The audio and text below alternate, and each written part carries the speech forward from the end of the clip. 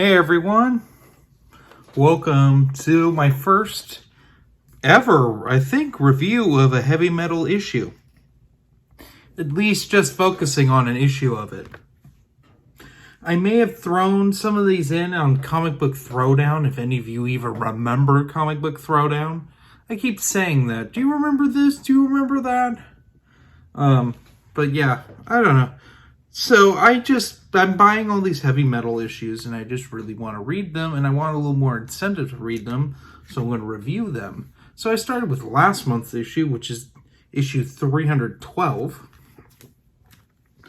And we got this cover that I have to cover part of it because it's nudity. Even though it's robot nudity, if you saw some of the other pictures, well, pieces of art in here from that artist, you'd be like, dang, why are you not covering it up?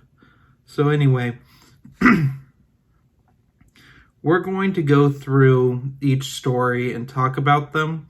But first of all, this is a weird issue. I would not recommend starting with this issue because 80% of these are like part 8 or part 5 of different stories. And I was hoping, hey, if I read these, maybe I can figure out what's going on. And only one of those was actually compelling and I could figure out what was going on. So we're going to start with the bookend stories, which is Avenging Demon Princes. I don't know. It's by Joe Morvan and Paulo Treisch. And it's okay. It's a dude who, when he was a kid, he and his grandfather, their village was attacked, and they seek out revenge on evil. It's like in the future, but it's in the past. It's weird. Yeah, this was the start to a new one, so if you want to check out this storyline by these guys, this is the first issue of it. I'm curious to see where it goes. The first chapter of it I thought was pretty mediocre, but the second chapter was a little more interesting. You got a little more world building in the second chapter that was much needed in the first, so I understand why they're both in this issue. Because at first I'm like, why don't you just make a long chapter? But it would have been a little too long-winded. But it was fine. Really good art though. So moving on, we got Swamp God Chapter 8 by Ron Mars, Arminato, and Warren Sanchez, and Owl Studios Troy Peteri. And some of these, I'm not looking closely to see who drew it or what. I might do that in the next review, depending on responses.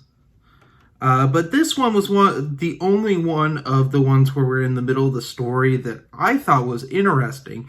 And it actually made me want to get more of the back issues of the more recent issues of Heavy Metal Magazine.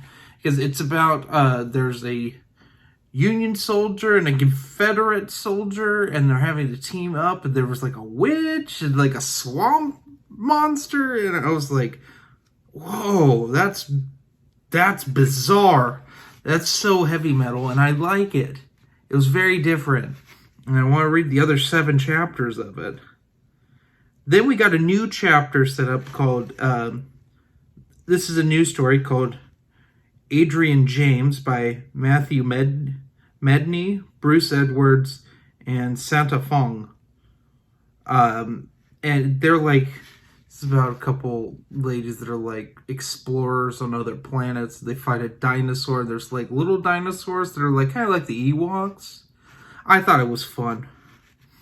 Was it great? I'd like to see where it goes. Looks like it's just a fun adventure one with lots of violence. Oh, FYI, in this issue, because I know people think of heavy metal, they think of the movie, and there's just boobs everywhere. Really wasn't a lot of female nudity. It was mostly if there really wasn't a lot of nudity, with the exception of a couple instances, but it was more male than female. I don't know.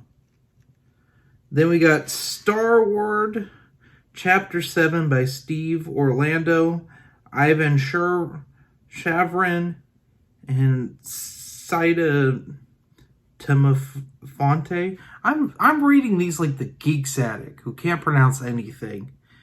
Star Wars probably is an interesting, like, fun sort of superhero-y story, but I didn't know what was going on the whole time.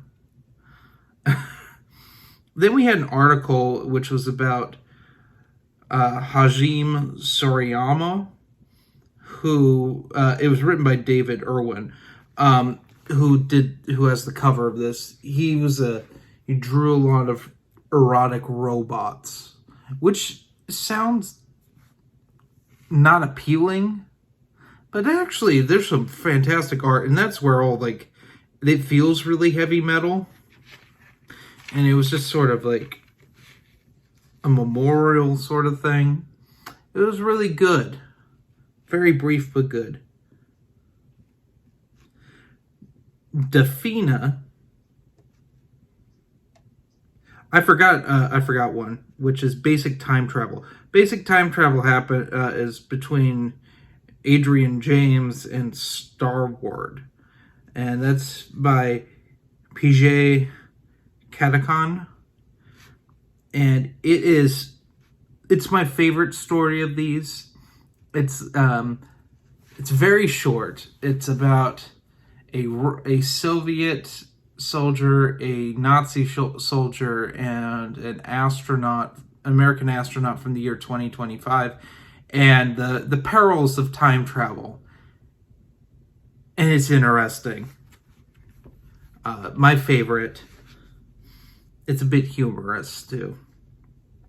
But anyway, back to Defina, which is by Mike Lopez and David Argotto. It's a guy that goes to a library in, like, the post-apocalypse, and there's some talking, and it was meh. Very interesting minimalist art, though. I will give that credit. I really liked the art in that. It was very different. Which, by the way, all of these have fantastic art. If there's a real big pull away from Heavy Metal issue 312, is that the art is all superb. Anyway, back to the review. Next, we got Black Beacon, Chapter 5 by Ryan K. Lindsay and Sebastian Perez and Jamie, or Jam. I don't know. It's Jame. I like Jam. That's probably incredibly incorrect. I apologize. Again, another one of these where I did not know what was going on at all. I was like, oh, well, that's weird. And then we end with Avenging Demon Princes Part 2. They bookend one another. And that's that. That's Heavy Metal issue 312. Do I recommend it? If you like really good art, definitely. Some really good art in this. Stories, overall, they were fine. This is one of those ones where it's not a good first issue to start with. Not enough solo works compared to, like, ongoing stories. So, yeah. And that's just so weird. I've never seen this many, like, we're on chapter this or we're on chapter that in an issue of Heavy Metal ever. I mean, good for these writers to have continuous work, but unfortunately it makes it hard to pick up. So, I think next time I will just review Heavy Metal issue 313, because that comes out in 2 days. So anyway, hope you enjoyed this issue, this first review of Heavy Metal, and my first review by myself in, a year, maybe 2 years.